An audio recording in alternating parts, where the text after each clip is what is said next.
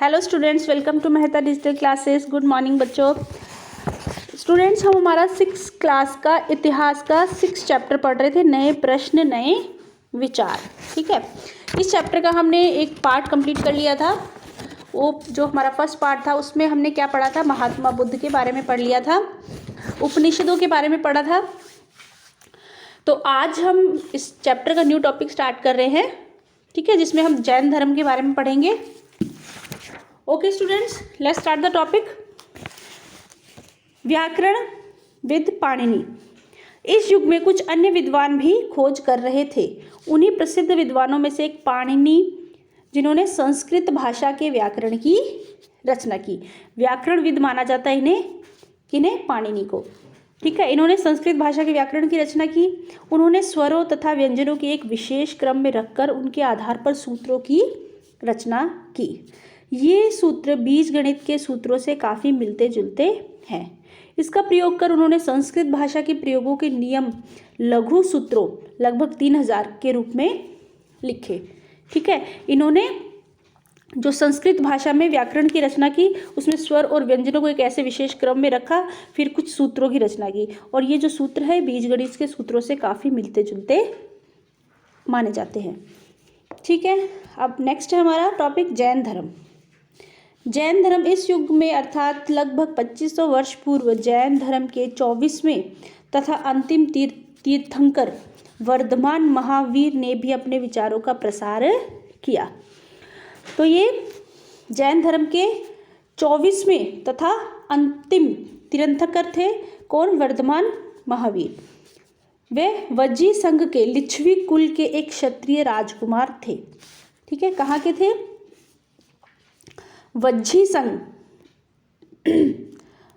संघ के लिच्छवी कुल के एक क्षत्रिय राजकुमार थे। इस संघ के विषय में पीछे वाले अध्याय में हालांकि हमने नहीं पढ़ा है, क्योंकि वज्जी और मगध ये सब जो महाजनपद थे इनके बारे में हमारे डिलीट हो चुका है सिलेबस, इसलिए हमने ज़्यादा डिटेल में नहीं पढ़ा है। तो आपके 5th चैप्टर में इसके बारे में दिया गया है।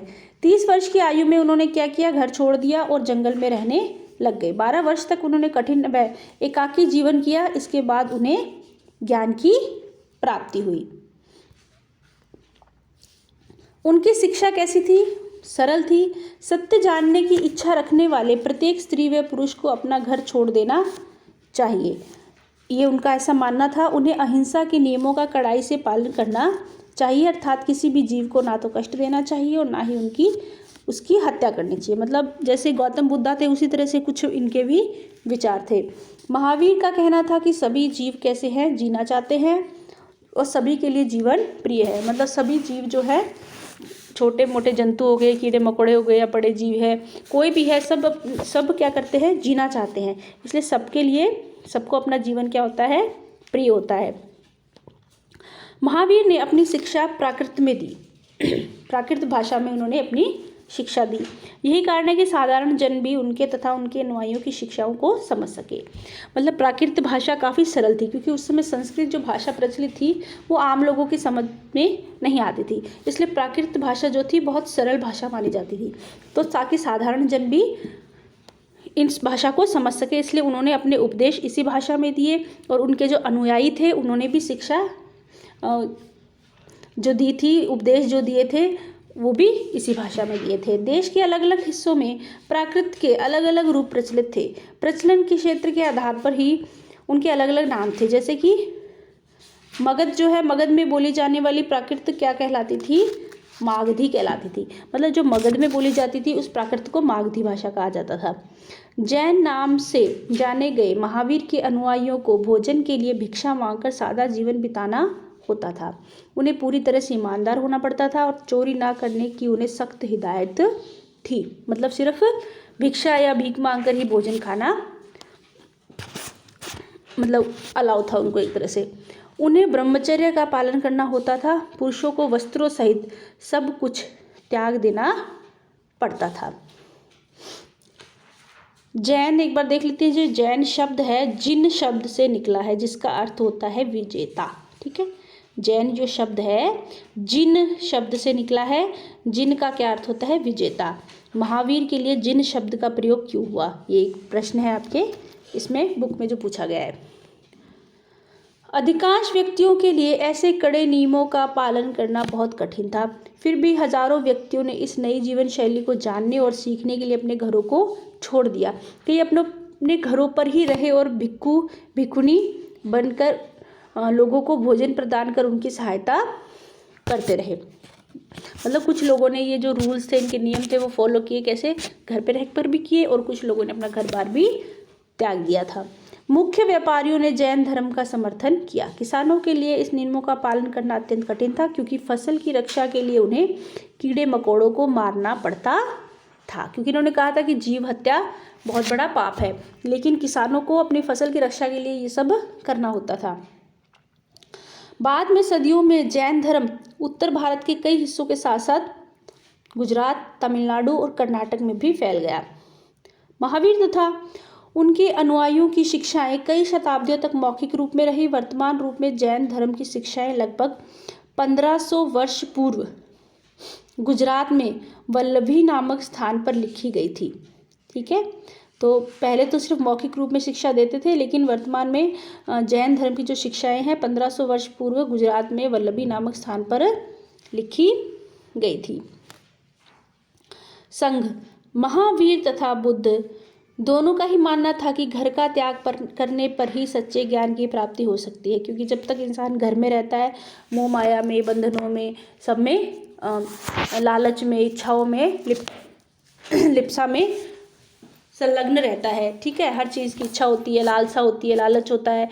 ठीक है, समाज के बंधनों में, घर के बंधनों में, इसलिए घर को त्याग करने पर ही क्या होती है, ज्ञान की प्राप्ति हो सकती है। ऐसे लोगों के लिए उन्होंने संघ नामक एक संगठन बनाया, जहां घर का त्याग करने वाले जो लोग थे वो एक साथ रह सके। तो कैसे संगठन बनाया उन्होंने? संघ नाम का एक संगठन बनाया।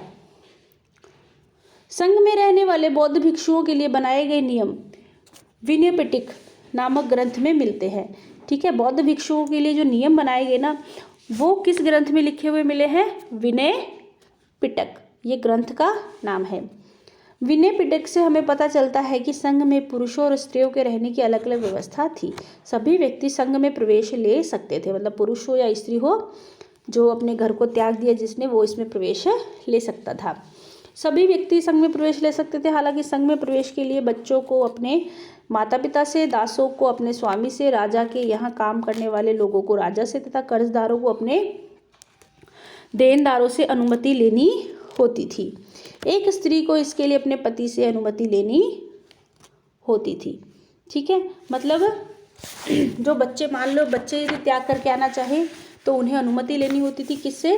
अपने माता पिता से लेनी होती थी, और जो दास होते थे वो अपने स्वामी से, और राजा कि यहाँ जो काम करने वाले वो अपने राजा से अनुमति लेके, कर्जदार जो होते थे वो देनदारों से, मतलब जिनसे कर्जा लिया होता था उनसे अनुमति लेकर ही वो वहाँ पर आ सकते थे।